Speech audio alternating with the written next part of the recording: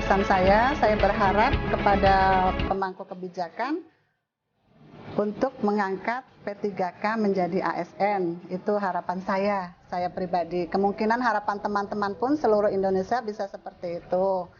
Setelah jadi P3K nanti bisa diangkat secara langsung menjadi ASN, PNS langsung.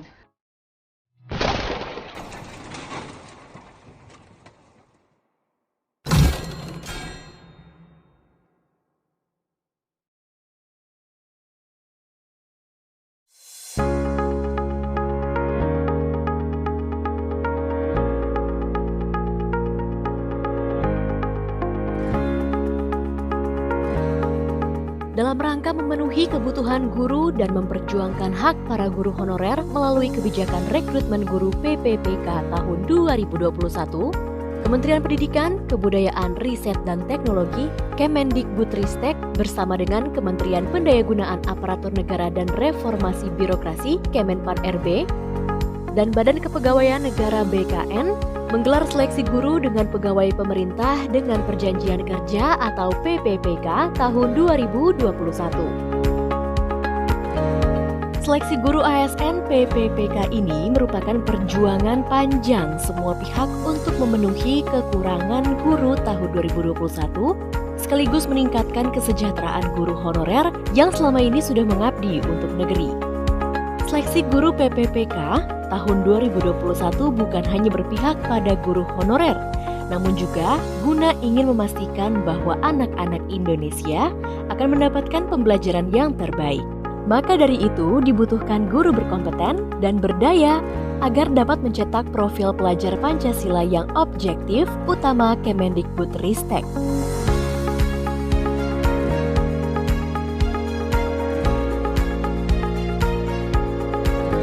Pada tahap 1 seleksi ASN PPPK tahun 2021, jumlah formasi guru ASN PPPK yang disediakan oleh pemerintah pusat sebanyak 1.2.616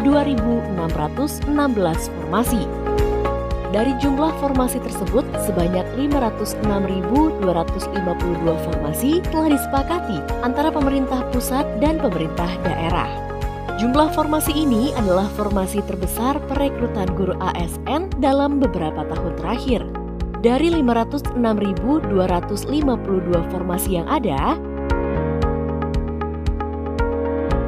sebanyak 322.665 formasi dilamar oleh para peserta guru ASN PPPK tahun 2021. Dan sisanya yaitu sebanyak 183.587 formasi kosong. Afirmasi dan penyesuaian nilai ambang batas pun diberikan sebagai bentuk keberpihakan.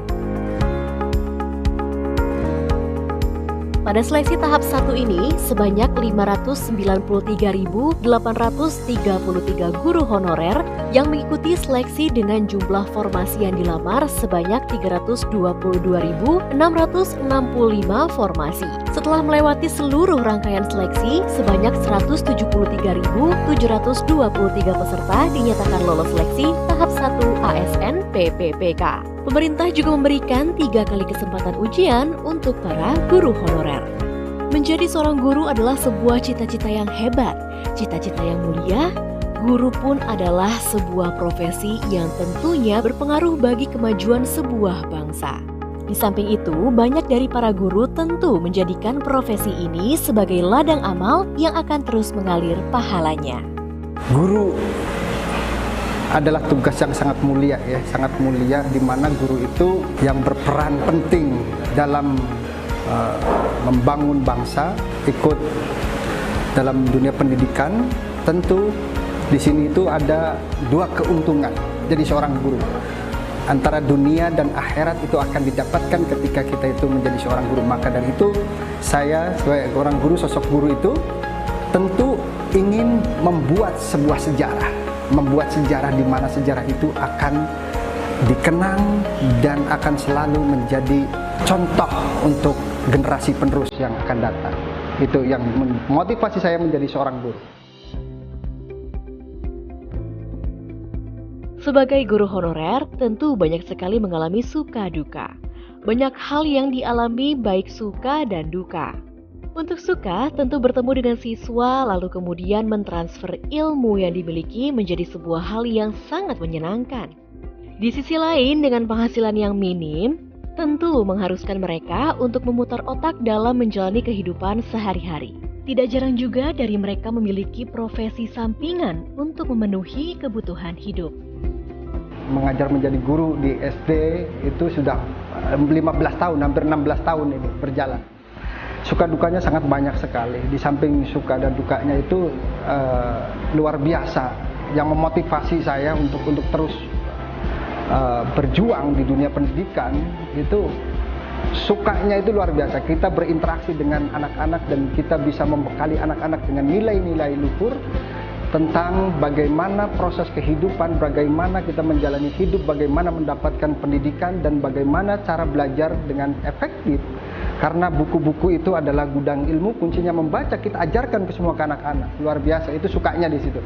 Saya tinggal di Bogor, Gunung Sindur, mengajar di SDN Rempoa 2 itu perlu jam, butuh waktu 1,5 jam untuk sampai di lokasi. 1,5 jam itu luar biasa. Tiap hari saya lakukan, tiap hari saya jalankan. Di situ terkadang tidak punya uang. Ya. Bahkan anak istri juga nggak bisa makan. Untuk itu ya, nyari-nyari kita kesana kemari untuk menghidupi anak istri di rumah. Itu aja, suka dukanya banyak ya Pak. Hal itu mungkin banyak sekali di luar sana guru-guru yang memang merasakan dan sama kondisinya seperti kita.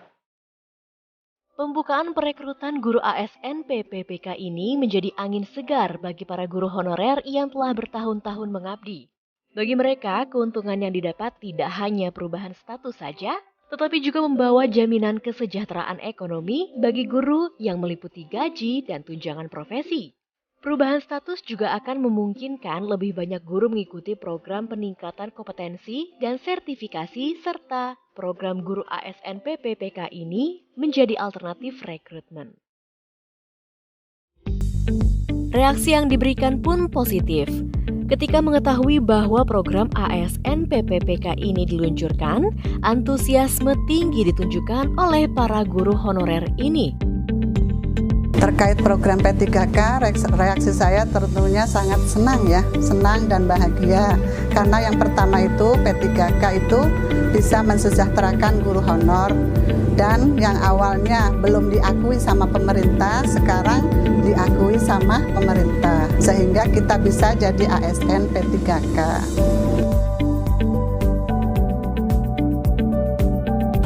Dukungannya sangat positif dan mendukung, terus mendoakan agar saya dapat menjadi ASN seperti kakek saya itu.